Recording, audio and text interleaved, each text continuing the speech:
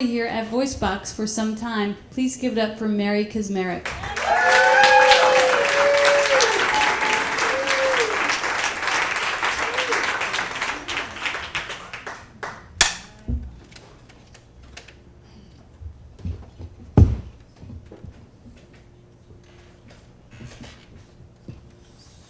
Okay, we're almost done. Thanks. All right. In 2003, I drove with a friend from Los Angeles, where I'd been living for 20 years. We had 10 days of cruising and camping in the national parks. Nature. My mom had asked me to come back home to help her to care for my dad with lung cancer. Family. After working with computers for 15 years, I had a dream for my life, and I was living it, working as an inner-city school teacher in Los Angeles. And I had just completed my 4th year, and I was ready for a change because, frankly, I was burnt out. Staying at school until 11 p.m., grading papers, and learning from other teachers how to be a stellar educator, and leaving with the janitors around 11 o'clock. I had a secret wish, and that was that my classes would be so good that students would pay to sit in on them. No money was ever exchanged, but my zeal continued with abandon. Most schools I worked at had roaming security guards, ready to be called in at a moment's notice. Barbed wire laid on the top of the fences that encircled the sprawling locked schools to keep the kids in during the day and the local gangs out during and after school hours. I still remember a few times at around 5 or 6 o'clock at night feeling slightly unnerved, smelling spray paint from the kids on the roof, wafting through the air as I sat at my desk with my classroom door open to the outside. They were middle school boys with a lot of excess energy, and I heard the guards chasing them. Working as a full-time teacher, it was challenging and exciting. I felt as though it was more of a calling rather than a job. So in going back to Chicago, I told myself that I was only stepping away and not giving up on my profession completely. I still needed to finish getting certified, which meant more college schooling, and I had already dropped out of 2 master's programs. Going to college at night and teaching middle school was impossible for me. I am a slow reader. I have high expectations for myself. I'm a bit of a perfectionist, and more than a bit of a major procrastinator. In that first 4 years, I never quite got my footing. But I knew I loved the kids and all their sweet, exasperating calls for attention, and keeping 5 steps ahead of them to keep the class together and in order, and not use too much sarcasm or shame to keep them in line. Like at the half semester, for one 8th grade class that I taught, I created report cards from a computer printout. This was impressive enough because no other teacher had done that. 10 out of the 20 kids had D's or F's. Missed work was spelled out clearly. So I arranged the room so the troublemakers were behind the other students. And I explained if they wanted to play, that here were some crayons and paper. When you're ready to join the rest of the class with respect for yourself and the rest of the class, let me know. "Fuck you," came from the most boisterous boy as he waddled out the door with his trousers half off. That breakup took about a month and a half to unravel, with the parents, the dean, the counselors, the other teachers. At that point, I knew I needed a break. So now I was coming back home to live with my parents, who used to fight so much that it drove me 2,000 miles away. The good part is that I had spent 20 years working out my anger through therapy. and looking forward to connecting with my family again, giving it another go, you know? It was 20 years and I was a little more mature, emphasis on little. And they needed me. And they needed me. And for a recovering codependent, that felt really, really good. Once I got home, my mom and I cared for my dad as he transitioned. And one evening I sat on the bench at the end of his bed while listening to his favorite music, Frank Sinatra, which I could barely stand. But I asked him casually, with a lot of courage, "What music would you like played at your funeral?" He said, "I'd love Andre Bocelli's Time to Say Goodbye and Canon in D by Pachelbel." And a month later, that was accomplished as we said goodbye to him. I also helped my mom, and that was unbelievably difficult, hair-pulling torture. When she asked questions like, "Why are you doing that? Why can't you do it this way?" With her critical mother tone, I bristled and couldn't seem to do anything right. So after about 3 months, I went for Plan B, and that was to live with my Aunt Charlotte, in her 3-story brownstone on Chicago's South Side. There is so much pride on the South Side that when I write that word, I capitalize the S's. This is where my dad grew up, 80 years before. Back then, it was a haven for Polish working class, where his 3 older sisters would take turns pushing the baby Stanley down the street, pretending that they were his mother. Now, my aunt and I would wake up to a graffitied garage and pointed posts of our wooden fence missing, which was a little frightening at first. But we would just call the city graffiti cleaners, and they would come and clean it within a day. And my cousin Bob would staple new posts to the fence.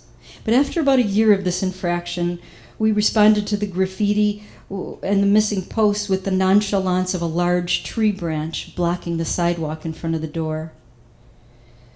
In Bridgeport at that time, the Latin Kings ruled one block, and then another gang ruled the 3 blocks over. But I didn't really learn this until much later, almost a year before I moved out. Everyone in the hood seemed like normal folks, kids, teenagers, parents. Most said hi as they passed on the street. But it was a gang neighborhood, and I got to know the tag signs, the police cars at night, and really this new culture was all kind of captivating for me. Well, once I was sure I was to move into my aunt's house, I called the subunit at Chicago Public School to get into the sub pool. You must live in the city in order to work in the city, in Chicago Public. No, they weren't taking any new subs, the woman on the phone answered. Got it. Well, I have taught and subbed in Los Angeles Unified School District and in South Central for the last 4 years. There was a pregnant pause. Hold on a minute. She came back with a, "Sure, come on down. To the city offices, and we'll sign you in. You can start tomorrow." Truth is, I had only subbed in South Central for a short time. And yeah, it was tough, but not quite as tough as the Valley, the San Fernando Valley. And that's where I did most of my teaching and subbing. It was gang-infested as well. The year after I left Los Angeles, 3 youths from my 8th grade English class, the same class that I just talked about, were dead. They were kids, freshmen in high school, all from the same middle school, from the same grade in 1 year. Yeah, it shocked me too. So in Chicago, first they sent me to Chicago's West Side, K-Town it's called. This was a humongous school. And some of the classrooms, there were no books, no paper, and no teacher. And I was the sub. Quickly, I made a seating chart, got to know their names, read them a short story, borrowed some paper and pens from the teacher next door, and practiced the alphabet, words and sentences. And then caring teachers would come over and offer to help. And we would make up games and do role playing. And this was rewarding to some degree, but not very sustaining. In the 6 years I worked in Chicago, I mostly worked in Auburn, back of the yards, Pilsen, and Austin. The last 3 years I spent as a regular sub at Whitney Young High School. One year, my last year, I learned of 3 deaths right before the end of school. All those kids were from the back of the yards. An area of mostly undocumented Mexicans, an area that had such a beautiful sense of community that they embraced me as one of their own.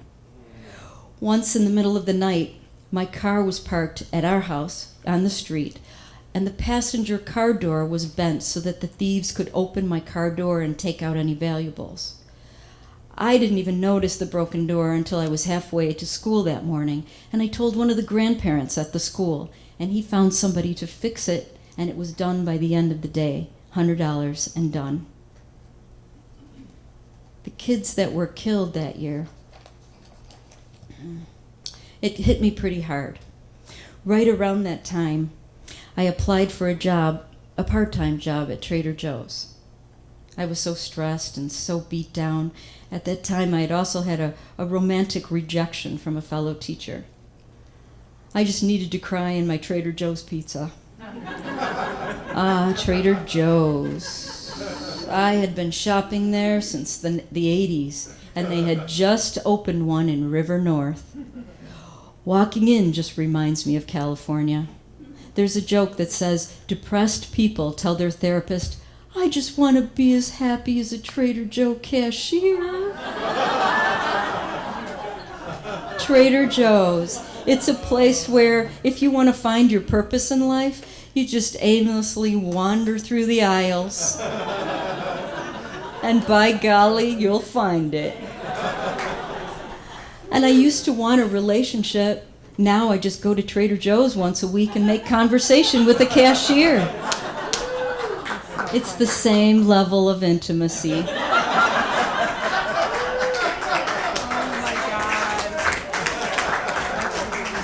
Sometimes I wonder why our government can't run with the same friendly efficiency as Trader Joe's. So I got the part-time job, and one interviewer asked me, what would you put on your pizza? Oh, I got the job by one interviewer asking me what I put on my pizza. Soon enough, my part-time job became full-time, and I had a place to cry my eyes out as I stocked the lettuce. I still remember, everybody plays a fool, sometimes, and tears running down my eyes. No exception to the rule. I eventually left teaching for groceries. And it's been a good place for me to work. I loved being a cashier for the first 2 years. Then it got really old, and I became really judgy. And the pixie dust of the gluten-free cookies started to wear off.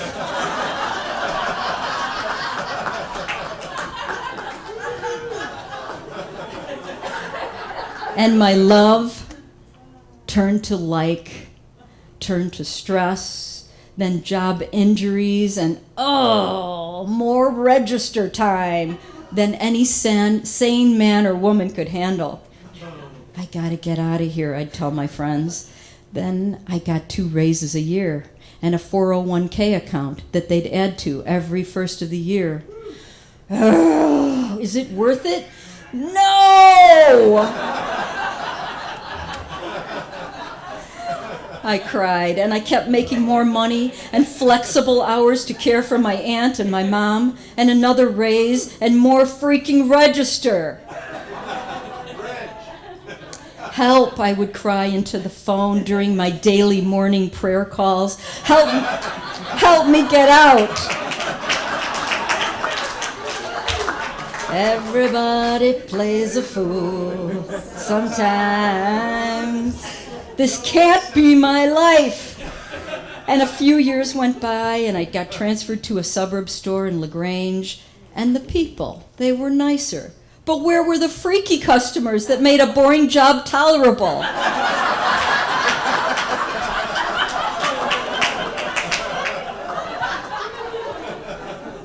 Then things changed a little more, and I was taken off the register. Thank God. If I had to ask one more time, "Hi, how's your day? Did you find everything? What are you up to this weekend?"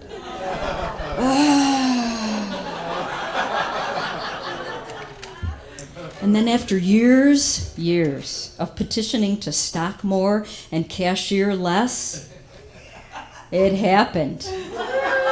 More stocking, yay! And free food in the back, and taste testing the wine while we listen to really loud, good music, while we restock the shelves without any pesky customers asking, "Why don't you have any more wild, cage-free, organic arugula out in produce?" Don't get me wrong. With the right perspective, not mine, but the right one, it's a great place to work 50% of the time.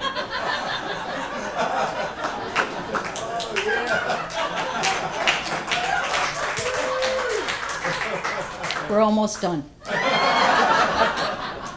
But Jesus, everybody has their limit. So to conclude, California dreams are taking me back to California with a transfer to the place I have been dreaming of since I left 16 years ago.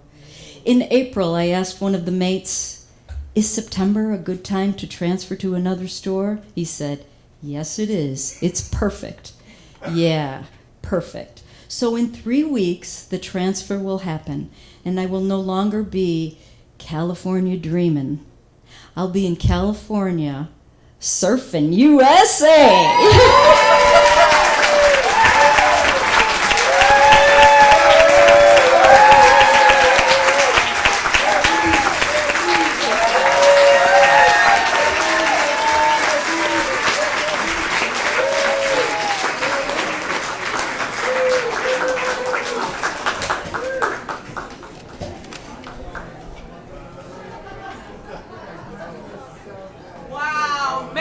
Are you kidding me? I wept through your entire story.